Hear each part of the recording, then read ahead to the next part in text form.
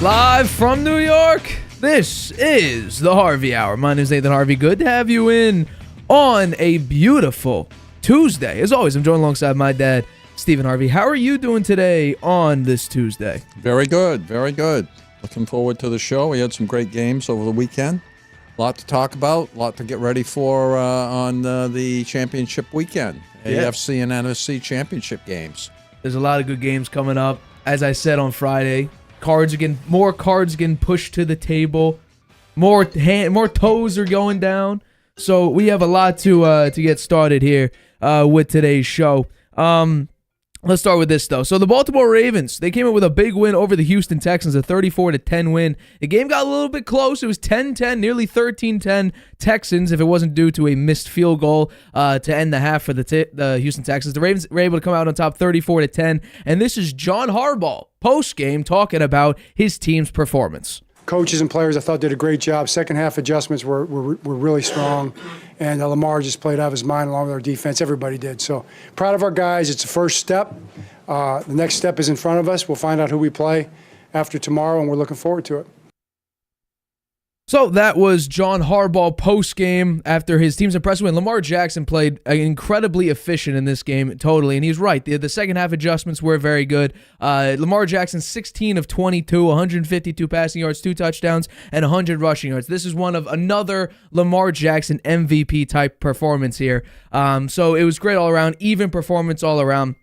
So I want to know, how impressed were you with Lamar Jackson and the Ravens' performance against the Houston Texans? I thought Lamar was fabulous in this game. Really, he counted for 4 touchdowns, 2 rushing on his own and 2 passing. And he had 100 yards rushing. I think he was the leading rusher in the game, and leading rusher for the Ravens.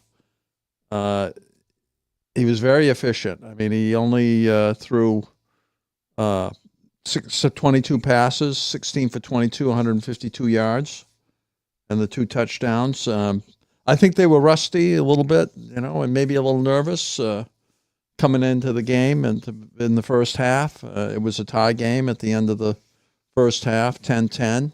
But they blew them away in the second half, and the Texans didn't score in the second half. The defense stepped up, and the offense was excellent. They had 7 points in the third quarter, 17 in the fourth quarter, 34-10. I think, actually, while Lamar did really well in the passing game, only throwing 22 passes for 152 yards, the rushing overall for the Ravens just blew that was the difference in the game in my mind. The rushing for the Ravens, 229 yards on the ground to the Texans 38.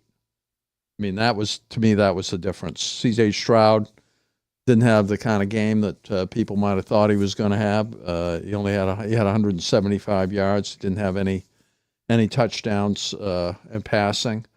Singletary, they stopped him. He only had 22 yards on 9 carries. So, and Collins, who's their go-to guy, receiving 5 receptions for 68 yards. So I'd say the Ravens took them a little while to get warmed up in this game. Once they did, they showed they're the best team in the NFL.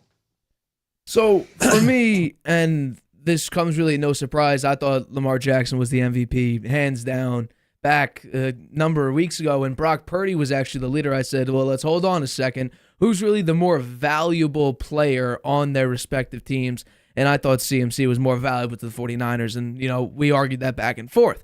But when it comes to Lamar Jackson and the playoffs, it's been a pretty ugly ride. So before this past weekend, this was Lamar Jackson in the playoffs. 1-3 record, 55.9 completion percentage, 225 passing yards a game, 3 touchdowns, 5 interceptions, 6.6 yards in attempts, 68 passer rating. And now what we've seen from Lamar Jackson is actually a complete transformation into a primary runner, thanks to Greg Roman trying to emphasize that part of Lamar Jackson's game, him being an incredibly athletic player and really diving into his running ability. And then you go over to Todd Monken, who has developed his passing game to a tremendous amount. I have said before to my friends before we started the show 2 years ago, and when we had this show about a little over 2 years now, I said that Lamar Jackson wasn't a premier thrower like any of the top names. Brady at the time, Josh Allen, Patrick Mahomes. He wasn't as efficient as Jimmy G at the time for the system. And you could argue about the weapons or whatever, but last season, I really honed in on the fact, and it's true, he had the 8th most inaccurate passes in the NFL. So his passing game wasn't as developed as his running game because he never really had a system that helped him out with the passing. That's Greg Roman's side. You bring in Todd Monken, who was Georgia's OC, and look at him this year. Now he has a couple nice weapons. Zay Flowers, great weapon. OBJ, he had a couple nice catches in this game. But the fact that Todd Monken transformed Lamar Jackson into, he's a phenomenal runner and he can make a couple nice throws, to, no, we have to be worried about both sides now, seriously. 152 passing yards and 100 rushing yards. Damn near even. And once again, Lamar Jackson is the leading runner on his team. He was actually the leading runner in the entire game. This game, he had nearly 73% completion percentage. There was a difference in this game than there was about any other of his prior playoff games. Because even in his unanimous MVP season in 2019, you look at that playoff game, it looked like he was trying to do everything, and because of his lack of experience in the NFL, that lack of experience and him trying to do everything led to mistakes and led to a loss. In this game, the first half was a little bit rusty. 3 and outs, not great. The Texans keeping it close, a punt return, nearly getting another field goal. It was missed. And then in the second half, like Coach Harbaugh said, their adjustments were incredible. They literally scored 24 unanswered points, and the Texans couldn't do anything. C.J. Stroud looked uncomfortable. Lamar Jackson looked in control, comfortable, and really looked like he belonged there. He solidified his place in that playoff game. So I'm thoroughly impressed with Lamar Jackson's performance. I'm impressed with the Ravens through and through, but this is definitely a different Lamar Jackson than what we've seen prior. He's a much more developed player. Complete player. He's absolutely a complete player. And we have to realize, this is without his favorite target, Mark Andrews, who was practicing. Who's coming back next week. Right. He's on his way back, and he's going to be probably playing, against the Chiefs, next week. But he's doing all this in a comfortable environment with Zay Flowers and OBJ as his, most comfortable pieces, because Mark Andrews has been out for a number of weeks. His top running backs they have other wide receivers too. They have Bateman and they have Aguilar too. Right. Aguilar caught a touchdown in this game as well. But that's what's most impressive, is that Lamar has been doing this with one of the most banged up organizations since Lamar got there. Offensive line banged up, running backs again banged up, wide receivers banged up. And yet he still finds a way in this playoff game to maintain control. And I think it's in large part thanks to how efficient and effective he is. But this defense, like I've been saying, is otherworldly.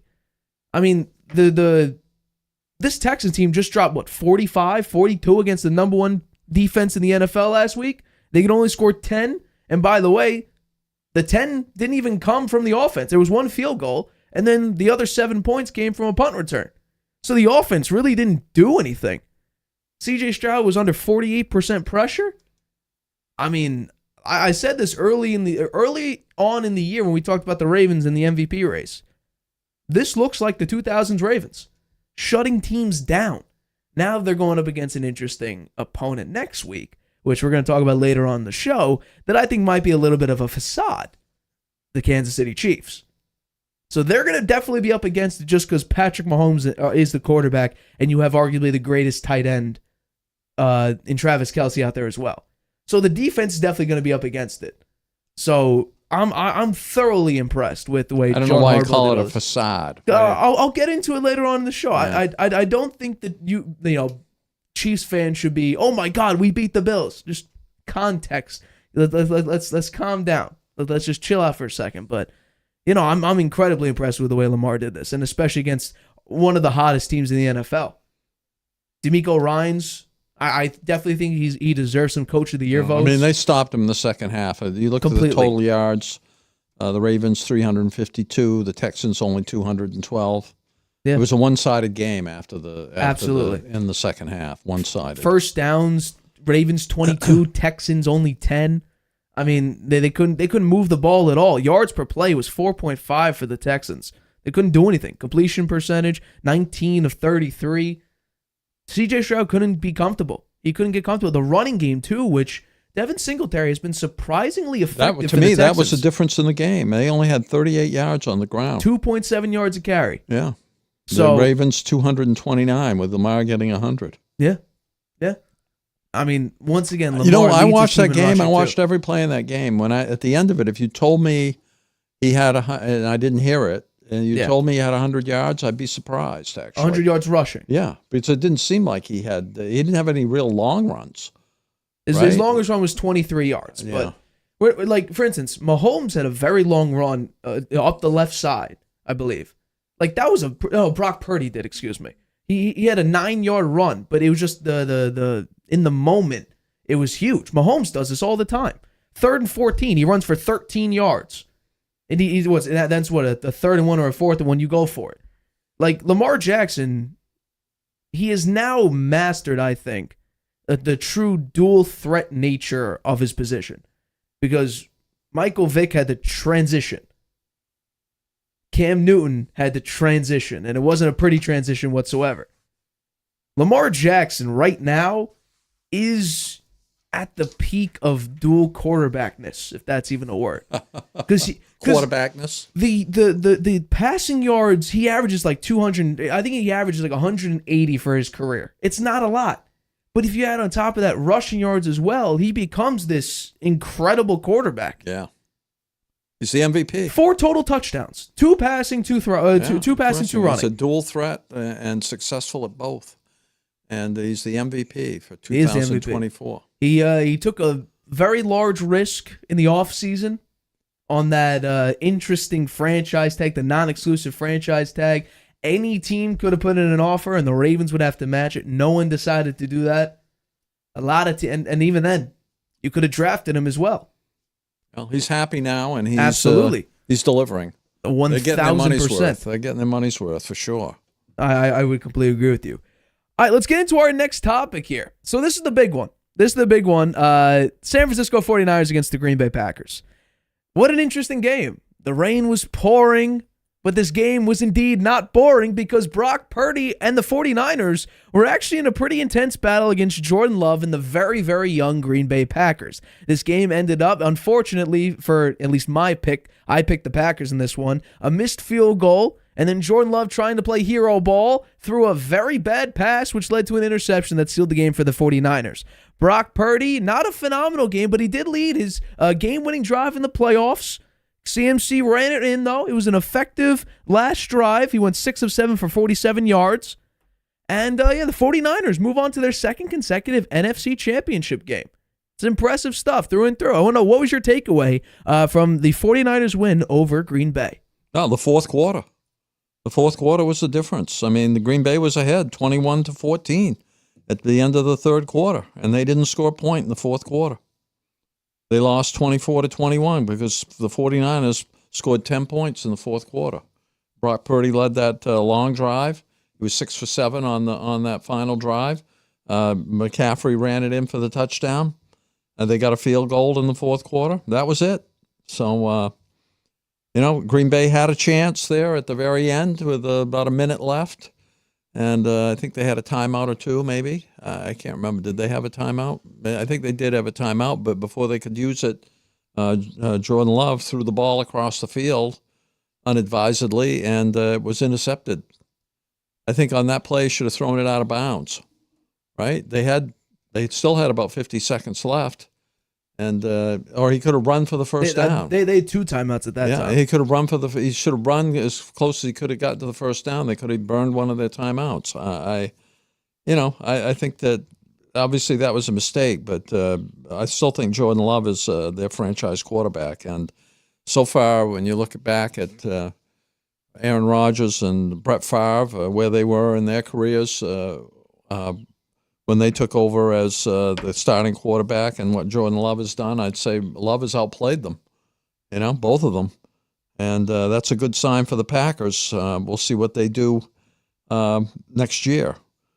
And as for the 49ers, they came out a little. I'd say they came out a little slow too out of that game. They've been on the bye week. They took them a while to get going. The game was in question all the way to the end until Love threw that interception. The game was still in question. Purdy was. I'll go through the stats here. Love 21 of 34, 194 yards, 2 touchdowns, but unfortunately 2 interceptions and one that ended the game there with less than a minute left. Purdy 23 of 39, 252, 1 touchdown, no interceptions. Played well. Green Bay, total yards 320, 49ers 356, pretty close there. I went through the passing yards. The rushing yards, very close too. Green Bay 136, 49ers 111. McCaffrey had almost 100 yards. The difference between the rushing for the 49ers and Green Bay was that McCaffrey scored 2 DDs. Aaron Jones, who had 108 yards on 18 carries, didn't score any. So they didn't get any scoring on the ground. All in all, it was a fun game to watch, very close. I think the 49ers fans are pretty scared right up until the end there. But they're on to the NFC Championship game, and we'll see what happens next week. So, I don't know if this is allowed just based on the fans' perspective, but am I allowed to be unimpressed with this performance? Because I was, big time. I was very unimpressed with the 49ers in this game, and it's not because I picked the Packers to win. No, not at all. You could talk about the last drive, and Brock Purdy, I'll give it to him. He was effective. He was efficient. He didn't put up gaudy numbers, 6 of 7, 47 yards, whatever the case may be. He wasn't, 6 of 7 for 75 yards and a touchdown. But he was efficient. He was effective. He made a couple nice throws, and then CMC ran it in. But if we're talking about basically the entire game, I was very unimpressed with the 49ers. First off, Brock Purdy, I'm going to show it here. This is one of the two. The most obvious one of the two. He had almost 2 very bad interceptions here. This one was, unquestionably the worst throw he probably made all day. This one would have been a pick 6 easy. Darnell Savage, that's why you don't play receiver, you play cornerback. Because any receiver, and I guarantee you, they play the Lions next week, Brian Branch would catch that. C.J. Gardner-Johnson would catch that. A lot of other cornerbacks that are, starters in the league, they would catch that. But in the rain, Darnell Savage, maybe I can understand why he didn't catch that. Brock Purdy was underthrowing screen passes to CMC. Through the entire first 8 drives, which is basically the entire game, he went 17 of 34 for 205 yards with an 83.5 passer rating. That is below average. That's basically, it's 50% completion percentage and 205 yards. And this guy was, favored to be MVP, and people still think that? He was missing a lot of open receivers. Kittle too far right. It's too high. It's too low. It's too far left. He was missing people all around. The Packers' rush defense, which, by the way, the 49ers, I believe, had the 3rd best running offense in the league. Packers had the 28th rush defense. They held the 49ers to their 3rd fewest rushing yards in the entire season, which includes the playoffs. They outran the 49ers, which has only happened 4 times to the Niners this season. There was a very early in the game, I believe it was 7-3, or it might have been 3-0, when the Packers on a 2nd and 1, or it was the 3rd and 1, pardon me. They tried to get for the first down, and the spot was horrible. You could clearly see, if you look down the sideline cam, that it went over the line. I believe it was Jordan Love did a QB sneak and it went over the line. They placed him back a yard, 4th and 1. They decided to go for it. That's 7 or 3 points taken off the board. So that bad spot led to a turnover on downs. Then, this is what's fascinating. I can't believe Matt LaFleur said this. When talking about his rookie kicker, he was asked how he feels about him. He says, and I quote, "Every time he goes out there, I just pray."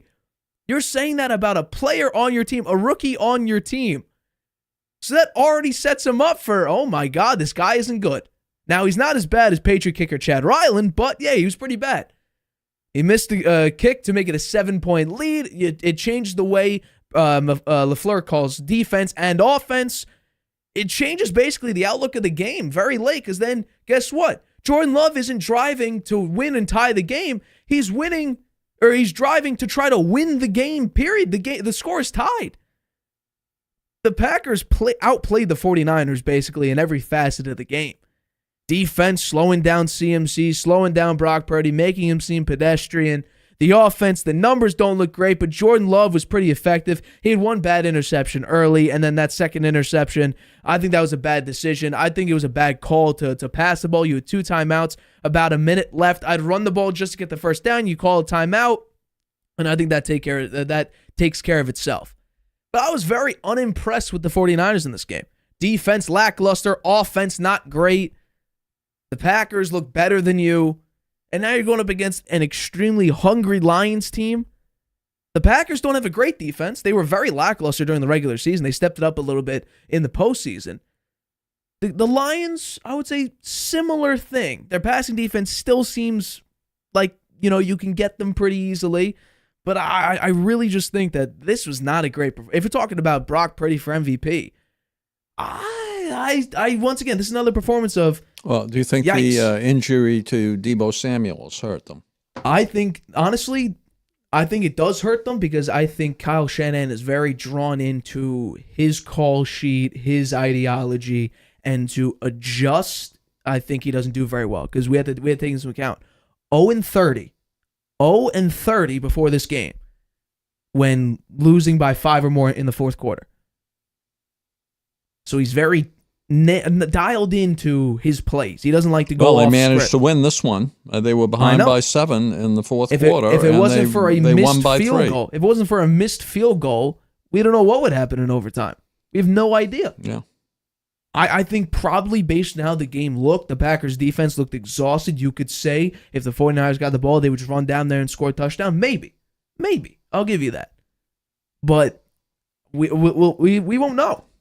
I was impressed with the way the Packers kept this game so close. And the fact that, by the way, the 49ers, this is not like some, oh my God, they were 2.5-point favorites. They were 6.5-point favorites against the youngest team in the NFL. Average age like 25 years old, against a lot of rookies. And this was a 3-point game. Should have been tied and going into overtime. Or maybe Jordan Love drives down there and kicks a field goal, whatever. But I was very unimpressed.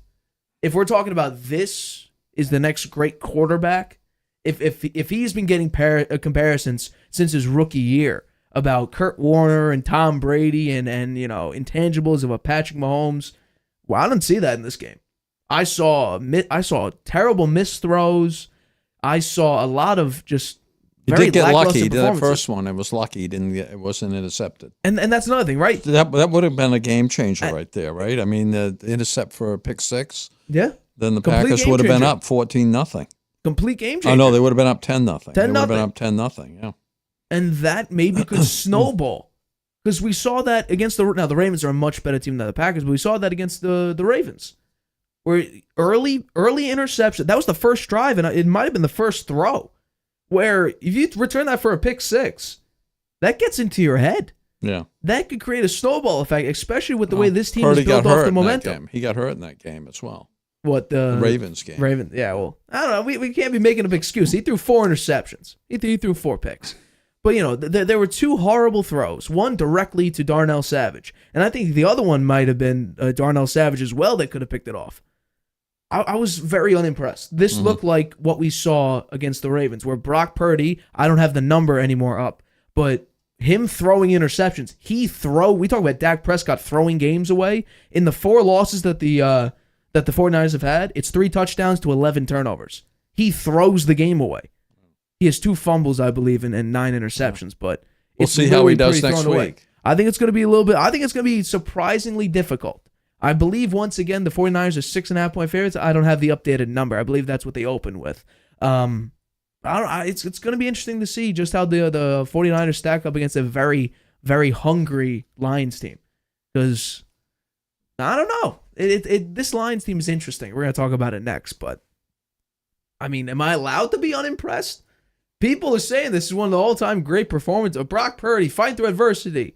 Game-winning drive. First time Kyle Shanahan down by 5 or more, and he comes back. Well, that's an important stat, right? Before that, it was 0-30, and Purdy engineered the drive that got him the touchdown.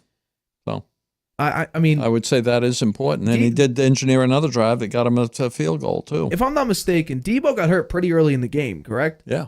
Yeah, and Brock Purdy looked like a different quarterback. He looks like a different quarterback when he loses the I believe he's number 1 or number 2. I wonder in if yards Debo, after the catch per reception. will Debo be That just playing shows you. on Sunday, I wonder? The report is he has a 50-50 chance. If Debo's out, this is a guy who's first or second, I don't know the exact number, I forget it, in yards after the catch per reception.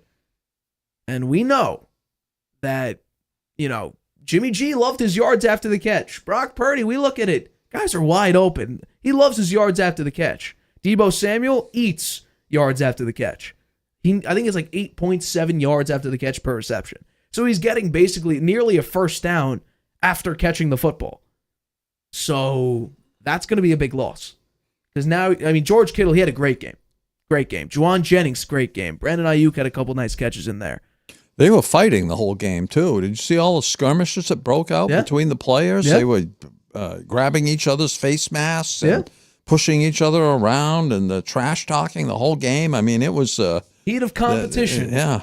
I love it. I love playoff football. People, roughhousing, get into fights. I don't know. I like the MLB brawls. I love that. Hockey, you're allowed to punch the crap out of one another. I don't understand that. It's weird. I'm not for that. But yeah, good. How about this? I just said I was unimpressed. Good for the 49ers. You move on to another NFC Championship game with Brock Purdy. We'll have to wait and see just how you perform. You should. Against a very bad passing defense, you should excel. But we'll have to wait and see. Coming up, we have a pretty good set of topics to leave the show off. First, Buccaneers at Lions. Are the Lions actually a good team, or is this just a good story? Also, Chiefs and Bills. Did the Chiefs really win this game, or did the Bills lose it? Also, Bill Belichick and the Falcons, potentially, it's going to get ugly there. It's not looking good for Belichick and the Falcons. And finally, we have some breaking news. Milwaukee Bucks head coach got fired after only 43 games. We'll talk about all of that right after this. Whether you're just discovering your voice or taking your show to the next level, you know what the world needs to hear. All you have to do is say it. With Spotify, set up your podcast. Your food podcast. Your mindfulness podcast. Your never thought you'd get this far podcast. And watch those sparks fly. I put a picture of the comment. Drop the episode anywhere people listen. And find out who they're cooking with. Where they're finding inner balance, and why they love your show. You're already a creator. Now you can create, connect, and get paid for your passion with one single free tool. Spotify for podcasters. Talk where the world listens. Welcome back to the Harvey Hour. My name's Nathan Harvey. Good to have you in on a Tuesday. As always, I'm joined alongside my dad, Stephen Harvey. Let's get into our next topic. So the Lions and the Buccaneers had a pretty great matchup. Early on, it seemed pretty ugly. Baker Mayfield, early interception. It looked like the Lions were going to blow him out, and lo and behold, it was actually a pretty decent brawl. Baker Mayfield stepped up. I believe he had over 300 yards passing, where Jared Goff, he had a pretty good day as well. He went 30 of 43, 287 yards, 2 touchdowns, no picks, pass rating of 103.5. So the Lions, we talked about, you have had your questions about the Lions, and you've had questions about their head coach, Dan Gamble, as you nicknamed him. I want to know, do you think the Lions are actually a good team, or do you think that they're just a nice Cinderella story? I think they're a good team. I do think they're, a worthy opponent to the 49ers next week. I don't think they're going to win that game, but I do think it's going to be a fun game to watch and maybe pretty close. But in this game, one question I have for you, Nate, before I get into my analysis. Sure. What were the Lions thinking about? I'm sorry. What were the Bucs thinking about when they scored a touchdown, right, and then went for 2 when they were down by 14 points? Why did they go for 2 on that score? I could see kicking the extra point being a 1-score game with an extra point, and then maybe you get the next score, you go for 2 to win it, maybe with 20 seconds left or something, at the end. But I was dumbfounded. What were they thinking about there? I didn't get it. I don't understand it. So I just looked up your question, and what I have here is if you convert the 2-point, you're only down by 5 at that point, and a touchdown automatically wins it for you. So they were just they were playing literally. They thought their defense could hold up. You get the ball right back. You score another touchdown. No, they'd be down by 6. No, if you do the 2. If you do the 2, so what it was, I believe it was they were down by 14, right? No. They were down by 14. They scored a touchdown. They scored a touchdown. They missed the. Oh, you're right. Down by 6. My fault. Yeah, down by 6. So a touchdown wins it. The extra point. The extra point. Yeah, the extra point. But still. Why take the risk? I don't get that. What is the point? Yeah. I didn't understand why they were doing that. That made no sense to me. Yeah. No, I agree with you there. I don't know why Todd Bowles decided to do that. I mean, the Lions. They stepped up at the end, right? They scored 14 points in the fourth quarter. The Bucs scored 6. They could have had 7 there. And, I thought Baker Mayfield played well. Unfortunately, he had 2 picks. He had 3 touchdowns, but 2 picks. One of them was a bounce up in the air to Mike Evans there. He threw the ball like a laser beam. Mike Evans had an uncharacteristic early game. A lot of drops, a lot of bounce. He started out slow, but he made the catch of the game. That catch he made right down by the goal line. Yeah, left side, yeah. He had to turn his head, and the ball kind of dropped in there, and he caught it with his hands off to the side there. That was a fantastic catch. And I thought, once he made that catch and they got the score, they were playing him score for score right until the fourth quarter, and then the Lions got ahead, and the Bucs couldn't come back. So, it was a pretty close game stat-wise. The total yards for the Lions, 391, the Bucs 408, so there wasn't much difference there. The passing, the Lions 277, the Bucs 350, almost 349, almost 350, and the rushing pretty even. The Lions 114 and the Bucs 89 yards. So it's a pretty close game, and I thought both quarterbacks played well, but those two picks by Mayfield. That cost the Bucs. Well, the last interception, you had an opportunity to drive down, go for the 2. You had to go for the 2-pointer at that point because you failed. Had to get 8 points there. I think that I didn't understand that at all. It was a weird decision.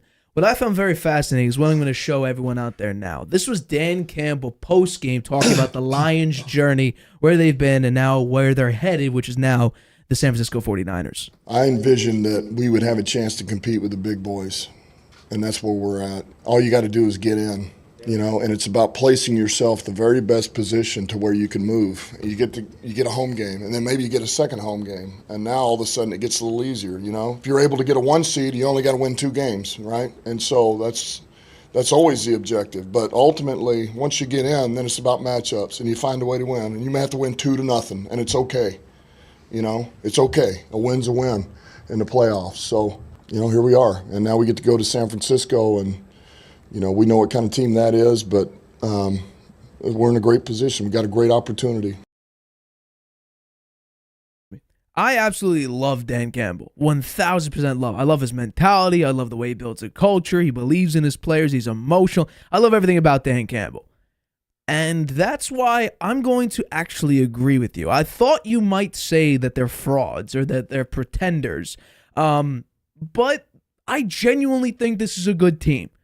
They seem like last year. They had, I think, the worst passing defense in the entire NFL last season. And this season, it's not as bad. It's still pretty bad, but it's not as bad. And I think if you fix the pass defense, get a really solid top corner. Like, for instance, it's not going to happen. If you had Sauce Gardner, I think this passing defense goes from 27th to maybe 14th, and we're talking about the Lions as serious Super Bowl contenders. But because their pass defense is 27th, and this defense can get got, and Jared Goff, under pressure, hasn't looked great, then on top of that, your defense is giving up a bunch of yards, we say they can make the playoffs, but I don't think we could put them in the Super Bowl conversation. But I honestly do think this is a genuinely good team. That's why in the pre-preseason predictions, I had them winning the NFC North and winning at least a playoff game. Well, we can check both those boxes off now. They actually did that. First time winning the NFC North since 1993, and the first time winning a playoff game since 1991-1992 season. So they're doing unprecedented stuff, at least in my entire lifetime. They have not won the NFC North or won a playoff game. Much more than my lifetime, about a decade more. So what they're doing is uncharacteristic for the city of Detroit. Yeah, I agree with you. That's why I love Dan Campbell. Yeah. He embraces that. That's a motivation factor for him. Yeah, I think that give Dan Campbell a lot of credit to be able to come in there and in 3 years break out of that losing culture that they've had in Detroit forever, right? Some of his coaching decisions I question a little bit. He does gamble. That's fair. He does gamble, and sometimes to his detriment. But he does have the players. They definitely behind him. He's behind them. They've got a great relationship there. It shows, and he's a motivational guy. You hear him talking very optimistically about going into San Francisco and having a good game there. And that rubs off on the players, and I'm sure he's going to have them ready to go. Yeah, and I really think Dan Campbell, if we're talking about perfect hires, I think Dan Campbell with the Lions at this current time, now it could all fall apart, right? The team could all of a sudden suck very badly next year, the year after. But up until this point, Dan Campbell has been the perfect hire for the city of Detroit and for the Detroit Lions. Can you tell me why Aaron Glenn is getting no idea? No idea. Head coaching interviews. Why would anybody think he would be a good head coach? The rushing defense is good. It's number. I think he's got their defense. League, their defense is an average, a little better than average, right? The total defense is 19, so it's below average. Yeah, it's below average. Below average, and he's getting looks at head coach. I don't get it. Their rushing defense is second. Maybe that's it, but I kind of agree with you. I don't understand why he's getting the amount of calls that he's getting, the amount of interviews, because he's not a top candidate, in my opinion. Raheem Morris, I kind of understand that. The talent versus production that the Rams had, that was shocking. The Rams played much better than people thought. We're talking 6.5 wins, and they go out and win, I believe it was 10 games. Yeah. So they were very, very impressive. But for me, the Lions this season, offense, 5th in points per game, 3rd in total offense, 2nd in passing offense, 5th in rushing offense. 4th most touchdown passes in the league, 1st most rushing touchdowns in the league. A very efficient and effective running game. David Montgomery, I know from fantasy, very inconsistent on the Bears. Jahmyr Gibbs, we talked about in the draft. Why did they pick a 2nd round prospect at pick, I believe it was number 12? Well, that's why. He's very, very explosive. He looks like he's run 4.3 out there. He's powerful. So that's maybe why. They thought they hit a home run with that. Red zone offense, 3rd in the league. Rushing defense, this is the surprising one. They're 2nd. Aiden Hutchinson's doing a phenomenal job. Jack Campbell, their 1st-round linebacker, he's doing a great job. C.J. Gardner-Johnson, I would love him to. I love the defensive backs to play a little bit better, but you have to live with it. They're 23rd in points allowed, which is the scary part of that game. They're 19th in total defense and 27th in passing defense. If they had an average or an above average passing defense, or rather just, let's say they had the 14th best defense, I think we could seriously consider them Super Bowl contenders. But we take a look at this team and we see, okay, Matthew Stafford threw for over 300 yards against this team. Jared Goff needed to be perfect for them to win this game. Against the Buccaneers, he needed to be damn near perfect after Baker Mayfield threw an interception early. And yet, Baker was matching him touchdown for touchdown after that point until the 4th quarter. So, Jared Goff has rebuilt himself in the city of Detroit, and Dan Campbell even said it. Goff, you're good enough for Detroit, he said after their win against the Rams. But he needs to be perfect in order for this team to go very far. And against unless I think the weather is clear. I'm pretty far already. They're going to the NFC Championship Game. First time in 32 years. Yeah. So he's been very good so far. Years.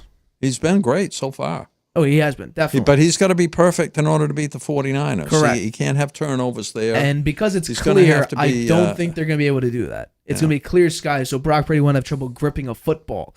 And that's where I'm pretty nervous about if Jared Goff was going to need to perform perfect. Although the offensive line is one of the best in the NFL. I think they're top 3, top 2 maybe. They were number 1 for large sums of the season. I think they're going to have a hard time against the 49ers defense, but we'll talk about that on Friday. Yeah, I mean, the Packers had a slightly above average offensive line. Jordan Love wasn't under tremendous amounts of pressure. I think he was 60-40 non-pressure to pressured. Packers got more pressure on Brock Purdy than the 49ers had on Jordan Love. But I do think it's going to be a very difficult game for the Lions next week. But I think if Debo can't go, I think it's going to be very difficult to at least pick the Lions it's going to be very, very difficult to not pick the Lions to at least cover. Yeah. Because I do think the way the 49ers play this playoff game, I think it's going to be very difficult for them to put up massive amounts of points and really, widen the gap. But I don't know. I picked the Bills. I thought there's redemption. We both picked the Bills, but I thought it would be a redemption game, and that fell right through. But speaking about the Bills, let's actually go to that topic. So we both picked the Bills, and we were both very, very wrong. And we got ripped on this at the end of the game. It was pretty brutal. So the Chiefs, Mahomes, what else is new? He beats Josh Allen again in the playoffs. 3-0 against Josh Allen in the playoffs. This was his first road playoff game, and there were a lot of questions whether or not he could bring it, and he actually did. This was probably the best Chiefs offensive performance we've seen all season. This was probably the most amount of complementary football, both sides of the Chiefs' offense and defense playing in unison. Defense slowing down Josh Allen in the offense, while Mahomes and the Chiefs' offense stepped it up. It was very, very impressive. Chris Jones backing down Deion Dawkins after Deion Dawkins was trash talking all week. It was incredibly impressive, and something that we haven't seen from the Chiefs offense and defense basically all year, especially playing that in unison, that complementary with one another. I want to know. We both picked the Bills to win. Do you think this game said more about the Bills or about the Kansas City Chiefs? I think it said more about the Bills, specifically Josh Allen, who when the lights were brightest, he came up small. Right? With 2 minutes to go, they were close to the red zone, right? They had the timeouts. He was throwing the ball all over the place. I mean, there were wide open receivers that he could have taken in intermediate routes, and he was going for the end zone that far out. Here it is. Watch. Yeah. He throws that. That was a bad pass. I mean, and there was a wide open receiver underneath. Now, there it is again. And then the other play, there's another play where he rolls out to the right. Right. Yeah. He gets way over there, and the wide receiver, across the middle there, the two wide receivers both open, and he threw it down into the end zone, short again, and underthrown. And then they had to go for the field goal, and Bass missed it, which is a first for him. He usually makes those field goals, but I put this one on Josh Allen. I mean, they were trading scores, going back and forth the whole game. The Chiefs only punted once, I think, in the whole game. And they were ahead 27-24. The Bills didn't score in the fourth quarter. The Chiefs' defense, was it the Chiefs' defense that stepped it up? Or was it Josh Allen was coming up small? I think it was more him coming up small. He did not play well in the fourth quarter, and that cost him the game. Allen, 26 of 39, 186 yards, 1 TD. Mahomes, 17 of 23, 215 yards, 2 touchdowns, and a nice running by Mahomes in select moments, as he always does. Total yards, very close. Chiefs, 361, Bills, 368. Passing, I mentioned. Rushing, the Bills, 182, and the Chiefs 146. Allen being the leading rusher for the Bills with 72 yards and 2 touchdowns. Pacheco for the Chiefs, 15 rushes, 97 yards, 2 touchdowns. So I think the Chiefs, they showed why they're the defending Super Bowl champions. They went into Buffalo, a very hard place to play. Yeah. In a hostile environment. The elements not so much of a factor as they were last week when the snow was an issue, particularly mostly for the fans in the stands, throwing snow and snowballs at the players, right? Yeah. But it was cold, but it wasn't brutal like the game last week. But that wasn't an issue for the Chiefs. They can play in cold weather, and they won last week in very cold weather. Their defense looked good. Travis Kelce played great. Mahomes played great. Yeah. I think the Ravens got a lot to worry about next week with the defending Super Bowl champions coming to Baltimore and playing their second. Mahomes playing his second game on the road in his career. But we'll talk about that on Friday. So, tell me if you heard this before. Josh Allen trying to do everything and coming up small. We've seen this before, and we've seen this a lot, especially in the playoffs. It's very Lamar Jackson-esque, except this time Josh Allen doesn't commit Lamar Jackson doesn't commit the turnovers Josh Allen normally does. In this game, Josh Allen was turnover free. He did have one fumble that it was a very ugly fumble, but no interceptions, which is the big one. But yeah, like I mentioned, to open up this topic, this was probably the best Chiefs complimentary football we've seen all season. The defense making Josh Allen uncomfortable, forcing him to play it extremely safe, check down instead of bombs away, although he had a couple opportunities, which, I'm going to show. Stephen Diggs was bad in this game. He had, I believe, 8 targets, 3 catches, 21 yards. Yikes. And Stephen Diggs and Josh Allen, we've seen moments where it's a back and forth, it looks like. There's questions. Trayvon Diggs calling out Josh Allen before Stephen Diggs got there was not very good. There were a lot of very questionable, very, very questionable decisions on the Bills' part. The first one, which I'm going to bring up, is deciding to go for it at the beginning of the fourth quarter, to go for it on 4th and 5, a fake punt to Damar Hamlin. You're in your own 30. Got close. He never got close. This is a Brandon Staley type play. Dan Gamble wouldn't even do this. Yet Sean McDermott would. And because Josh Allen and we heard Tony Romo say he missed Stephen Diggs, and we look at Stephen Diggs' drop, which I'm going to show in a couple minutes here. Sean McDermott did not have a good coaching day. Offensive game plan was dink and dunk. Defense had a very difficult time stopping Mahomes consistently. All around, it was just a bad coaching day. Let's talk about something that could have been very bad for the Bills, and thank God for it in the case of the Bills. After that, McCole Hardman nearly ran it in for a touchdown. Instead, Jordan Poyer made a phenomenal play, punching it out and fumbled it in the back of the end zone for a touchback. Otherwise, that would have been 30, it's 27, so it would have been 34-21. Game's basically over at that point. You have about, 10 minutes remaining. The game's essentially over, especially with how this game turned out to be. This play that I'm going to bring up now, Trent Sherfield. We had Shakir out. He was injured. It's now time for Sherfield to step up, and he did not. Josh Allen makes a great deep ball throw away from the cornerback on the sideline, and Sherfield can't come down with it. It bounces. It was a great throw. Great accuracy, keeping it away from the defender so only Sherfield could make the play, and he can't. Okay, but what about this one? This is the infamous one. So Stephen Diggs, like we mentioned, he and Josh Allen have not had the best relationship. We see him yelling at Josh Allen on the sideline. His brother, Trayvon Diggs, comes out and starts bad-talking Josh Allen. Does Stephen Diggs step up when the moments are the biggest and the lights are the brightest? In this game, again, he came up small. Josh Allen tries another deep bomb. This one was the best throw maybe the entire weekend. A 65-yard bomb. And arguably one of the best receivers in the NFL right now, and he drops it.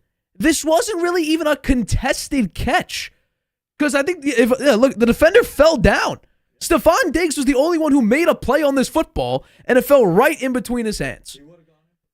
And finally, that could have been a touchdown too. And finally, and you mentioned this, and I showed it before, when they were driving, and this was a 16-play drive. They were trying to burn as much clock as possible to try to keep Mahomes from pulling another 13-second comeback here to tie up the game and or win it. They kept burning clock, not taking timeouts, 2-minute warning. They were trying to do everything right. And Josh Allen did something wrong. Stephen Diggs, which people are going to argue, yes, you could say that throwing it, I believe that's to Shakir. That was like a Gabe Davis touchdown play in that playoff game. It was his 4th touchdown in that game. That this might be the right play to throw it in the end zone. However, if your whole ideology for this game and in that drive is to burn clock, you're trying to go for minimal chunk plays. Just get the ball out, keep the clock moving. Not only that, that was what, 3rd and 9, 2nd and 9? It was 2nd and 9.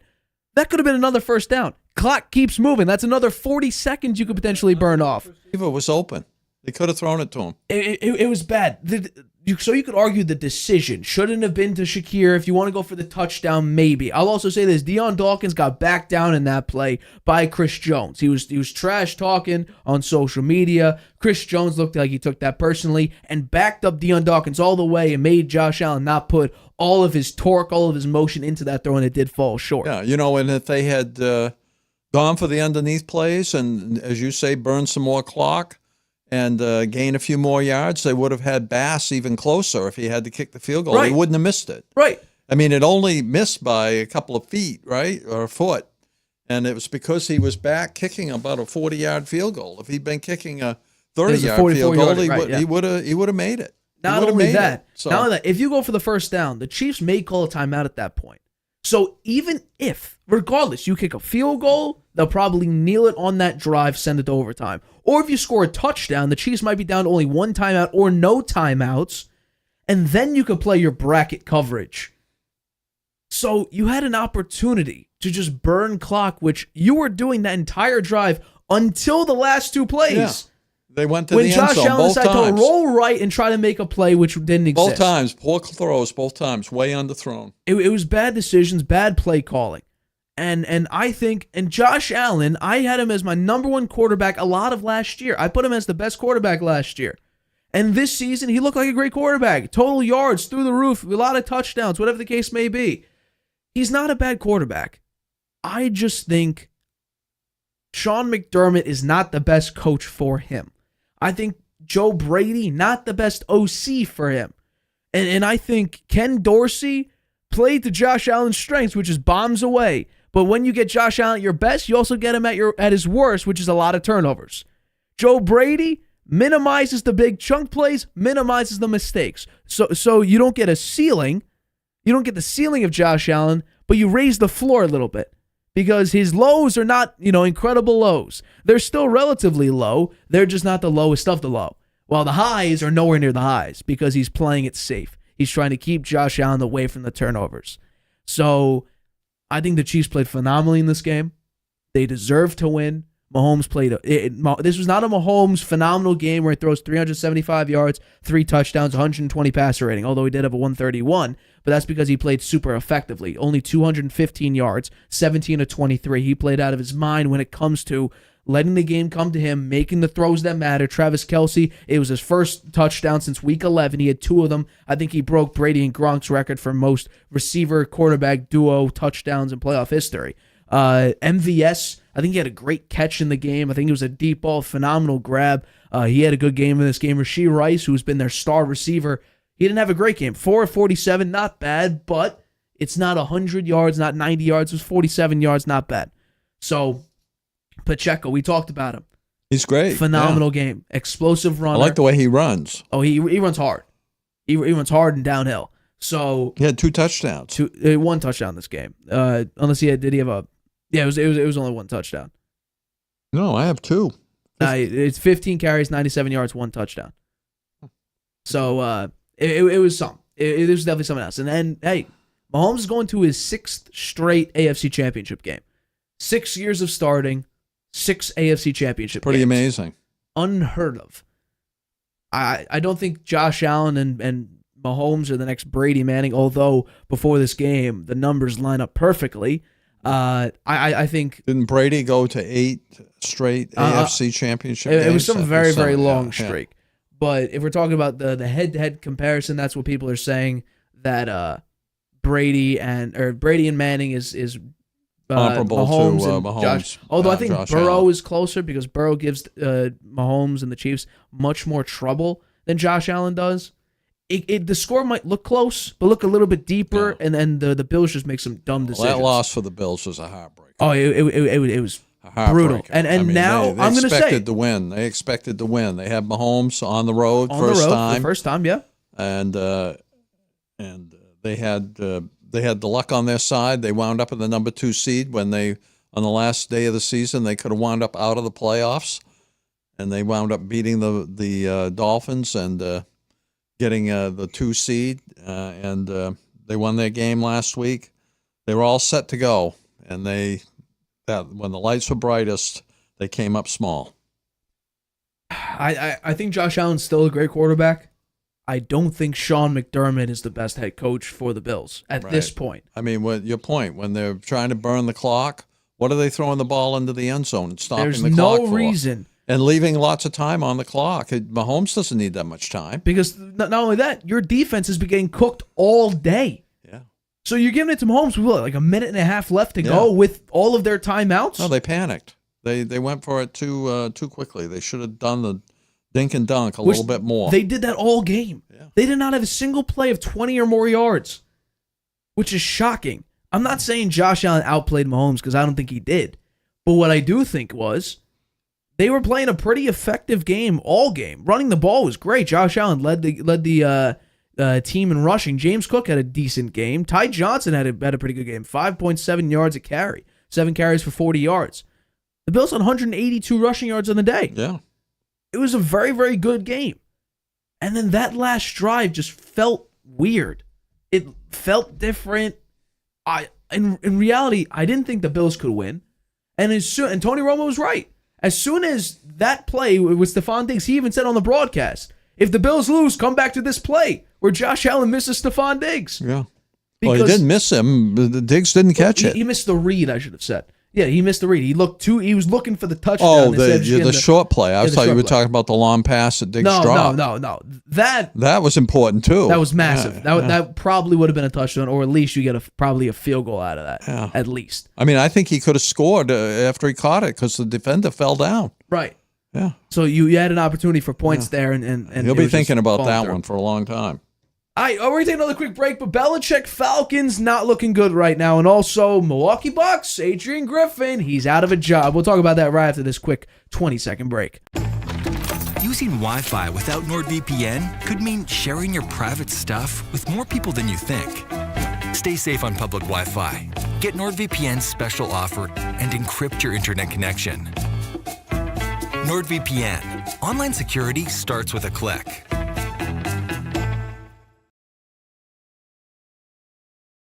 Welcome back to the show. My name is Nathan Harvey. As always, I'm joined alongside my dad, Stephen Harvey. Let's get into our next topic. So, Bill Belichick, he's been interested in the Falcons. Reports of the Eagles and Cowboys interested. The Belichick turned them down. Chargers, we've talked about, is a decent landing spot. The Patriots, as we thought, you wanted to remain on the Patriots, but that wasn't meant to be. So, the Falcons, at the current moment, seem like his one and only shot because that's the only team that brought him in for an interview. The Commanders haven't done anything with Belichick yet. It's really been the Falcons. But a new report came out today saying that Bill Belichick becoming the Falcons head coach has, quote, lost momentum in the past week. Not looking good for the future Hall of Fame coach. I want to know, would you give it any chance that Belichick is not the head coach of any NFL team by week 1 next season? I think that's a low probability. I don't think the Commanders have done much in their search yet, right? And so I think they're watching to see what happens with the Falcons' choice. The Panthers haven't done a whole lot yet. They've interviewed a few people, but they haven't made a choice. And the Titans are still out there, too. The Titans signed the Bengals OC today, by the way. Oh, if it's head coach? Yeah. Oh, wow. So that takes Titans it down to 2. Commanders and Panthers.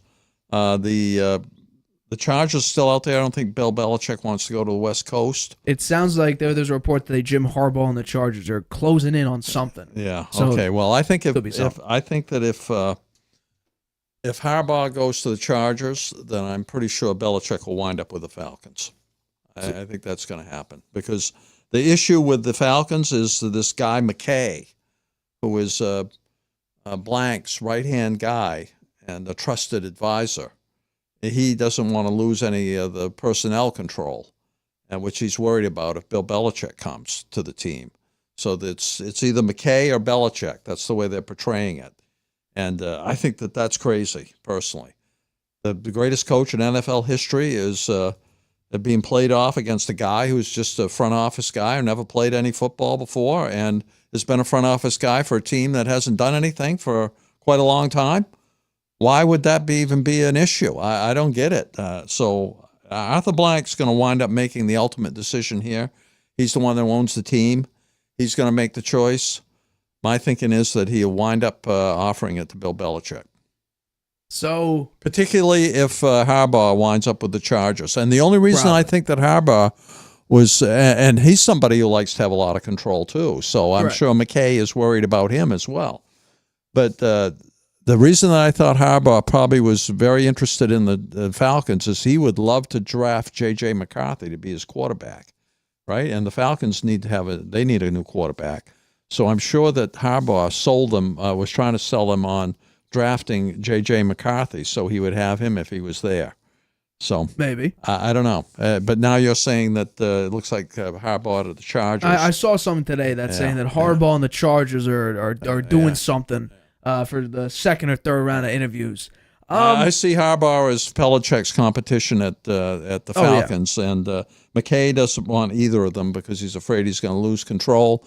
Blank needs to step in there and say, wait a minute, we want to win. Right. This isn't about personalities, about who controls what. We got to make the decision that gives us the best chance to win. My thought is that's Bill Belichick. Well, I think that's the problem with Harbaugh and Belichick anywhere.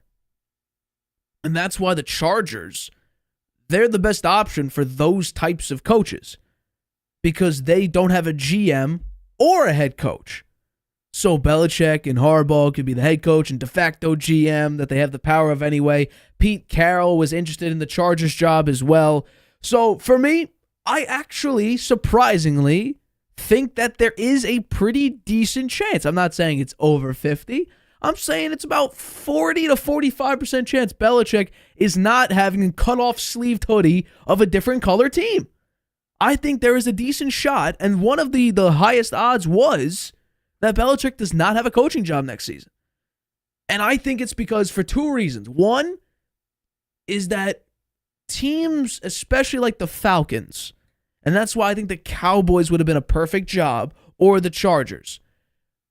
What's Belichick's intention for coaching now? Is it Super Bowls, or is it to get the most wins that a coach has ever had in NFL history? Is it I'm going to coach there for the next 4 or 5 seasons, or is it that I'm here to get my 15 wins and I'm a peace out at the end of it? Or I'm a throw in the bag after my 15 wins? I don't think that's him. I think he wants to win. He wants the 15 wins for sure, but he wants them in a way that will take him to the playoffs. He wants to be in the playoffs for sure. He would love to go 15-2 and then make the playoffs, win a Super Bowl. I'm sure he would. Yeah. But if you're going to the Falcons for that, that's not going to happen. But I think that's a serious conversation, is that Belichick might just be here at his advanced age. He's going to be 72 this year. He might just be there for the 15 wins and then say, I'm out of here. Bye. I think that's a very real likelihood. I doubt it. I doubt that. The guy loves football. That is true. He's been a coach for 49 years now. His father was a coach before him. Taught him a lot about coaching. He started right out of college with the Colts. He's never left coaching. I'm sure he's going to be lost if he's without a job for next year. That would be a crime. One of the teams in the NFL doesn't pick him up and let him continue coaching. Why? No, I think that's a conversation that a lot of teams are having. Look at his recent history. His drafts have been terrible offensively. Defensively, you could say, he's hit some diamonds in the rough. Kyle Duggar, Division II guy, turns out to be a great safety, and he's available in this offseason if Gerard Mayo doesn't want to re-sign him. But I think drafting, it's been very ugly in totality. I think personnel-wise, offensively, he's out of tune. He doesn't know what's going on offensively, whether it be calling, coordinators, quarterback evaluation. And the Falcons, Desmond Ridder isn't the guy. Taylor Heineke isn't the guy, which means I believe they have the 8th pick. You have an opportunity to maybe get Bo Nix or Michael Penix or whoever. Are you really going to put Belichick in the hands of maybe drafting a Bo Nix, or what he's prone to do is either draft a defensive guy at that spot or trade back? So I think realistically here, I think there's a very serious shot, Belichick, we don't see him on the sidelines next season. And I think it's because, and I think rightfully so, teams are afraid of the amount of power he would have and his drafting power that has just fallen through in recent history. If the only job open was the Panthers, Seaman wouldn't take that? That's where I think Belichick would have to. If what you're saying is true, and he really just loves coaching the NFL, the Panthers, and they're the only job available, I think he'll have to choose the Panthers. Yeah, which I don't think is a good job. What are the Commanders doing? Commanders seem to just be in limbo. They're doing executives first, I believe. I see. But that being said, Ben Johnson's still out there. Mike Vrabel's still out there. He's never going to get a call, but Josh McDaniels technically is still out there. Belichick's out there. You have a couple pieces out here. I would think Belichick and McDaniel want to get reunited. You had Bobby Slowick, the Texans OC. He's still out there. Yeah. You got a couple pieces there. Raheem Morris is still out there as well. I think he'd be a great piece. So we'll see. It's definitely going to be fascinating.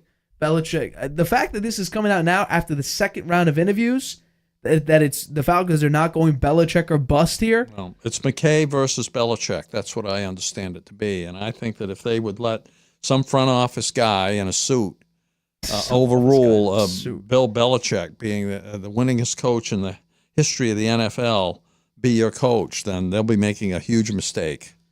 I don't know if I'd give Belichick that power at this stage in the game. I don't know. I really don't know.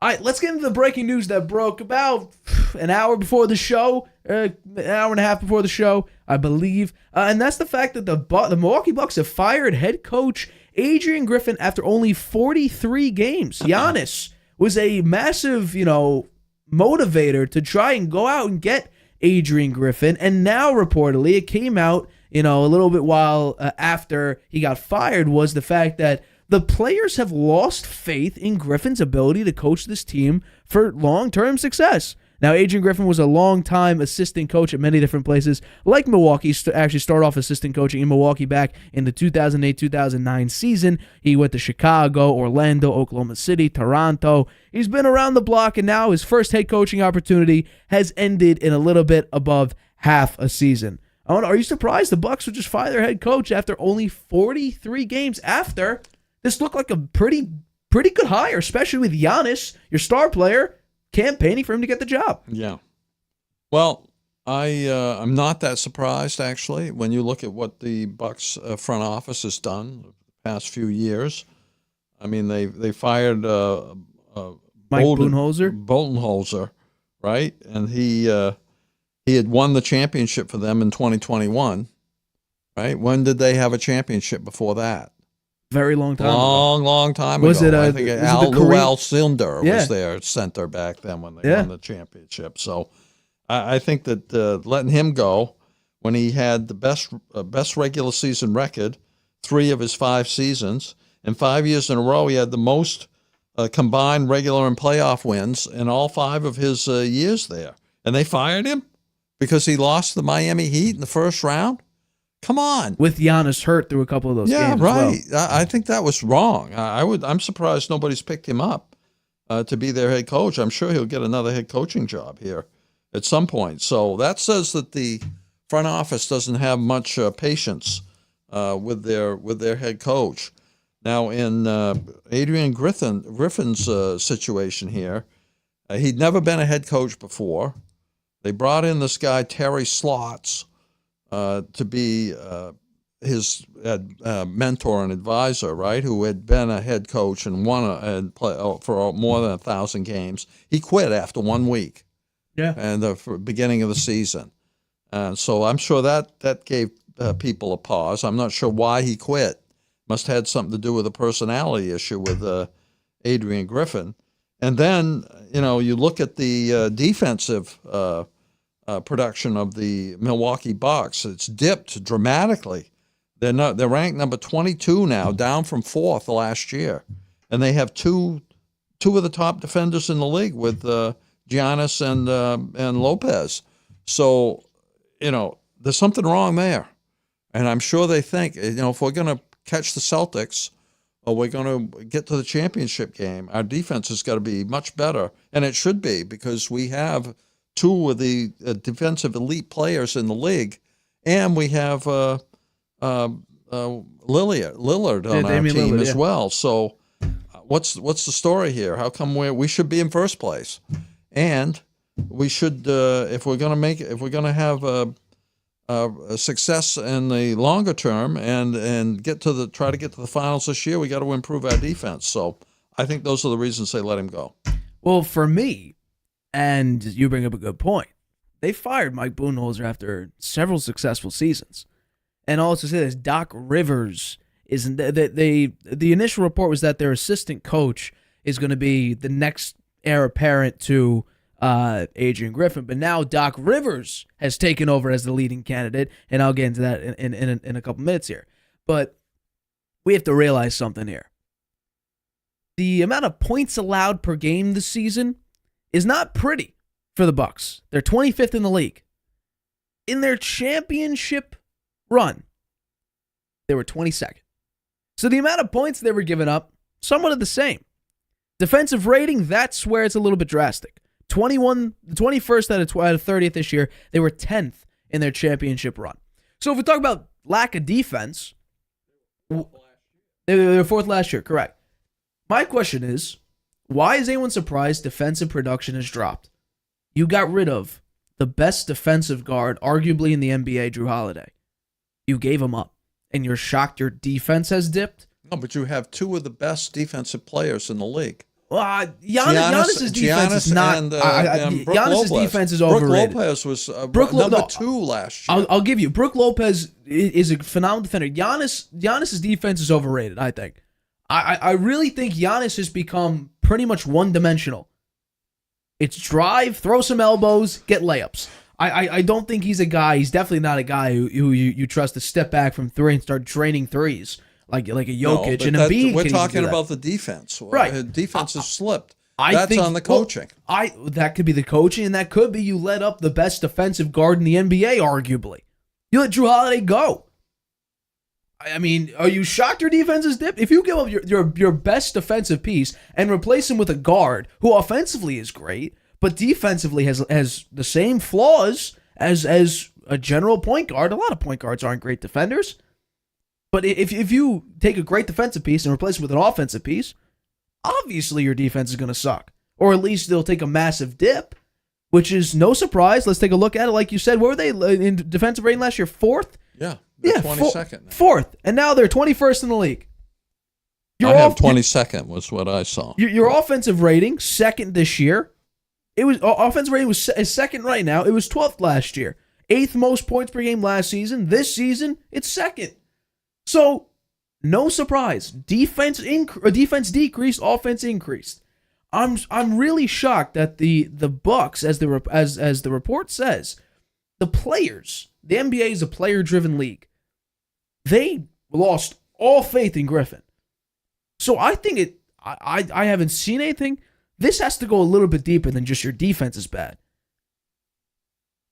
There's no way Giannis, as a leading candidate to get you hired to be the next head coach, all of a sudden, a little bit more than half of the season in, when you're 2nd in the East, you've won 5 of 6, and all of a sudden now your top player is saying, yeah, we don't believe in you as the coach of our future.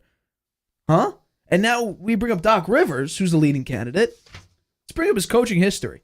So, notoriously, he's known for choking games, and let's go through those chokes.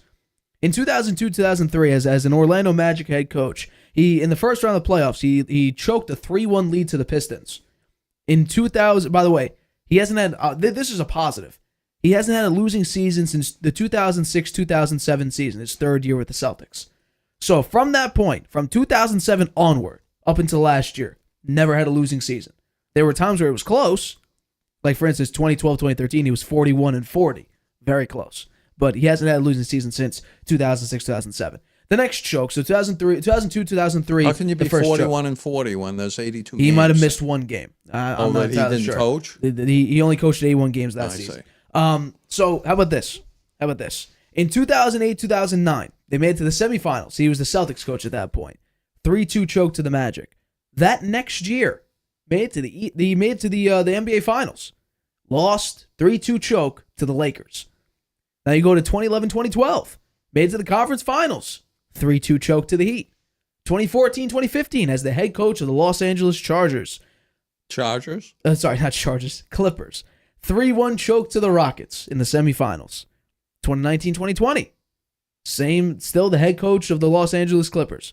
Made it to the semifinals, 3-1 choke against the Nuggets. And finally, the most recent one that got him fired was this past season as the head coach of the 76ers. He made it to the semifinals, 3-2 choke to the Boston Celtics, who nearly lost to the Atlanta Hawks the past round. Yeah. So Doc Rivers has 7 chokes. Doc Rivers has but he was one game away from winning. He did win one championship. He did, with the Celtics. And that was all the way back in 2007, 2008. 2007-8. Yeah. And I think he was one game away from being the Lakers again in 2009, 2010. I don't think that the Bucks don't have an issue making the playoffs. It's getting to the championship, right? And Doc Rivers is not the one to get him there, I don't think. So I'm surprised that they'd be considering him to replace Griffin. I don't understand it. Maybe it's because personality-wise, you bring him in, you have Garnett, you have Rondo, you have Allen, you have Pierce. That was a championship team. Now you bring him on with Lillard, Lopez, Giannis, Bobby Portis. You get all those players, Chris Middleton, and you try to win with them. Maybe. But I don't know if that's a good hire. I don't know. But then again, who's out there? Monty Williams was a great head coach. Maybe that is it. Maybe the players there's issues with the players and who's getting the ball and how much they're getting it, right? Because they do have they have some superstars on that team now with Lillard added to the mix. And Rivers was successful in having the Celtics play together when they had the superstars playing together as well. So maybe that's it. Well, I'll also say this. Monty Williams, right? I think he's the highest paid head coach in the NBA. Several 60-win seasons with the or a couple, or just one 60-win season. But he was very, very successful as the head coach of the Suns. He's on the Pistons now. Have they won a game yet? They're 4-39.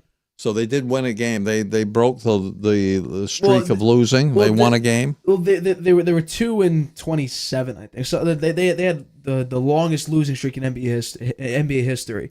So they're 4-39. Yeah. They won 2 games or one other game since then. They're 4-39.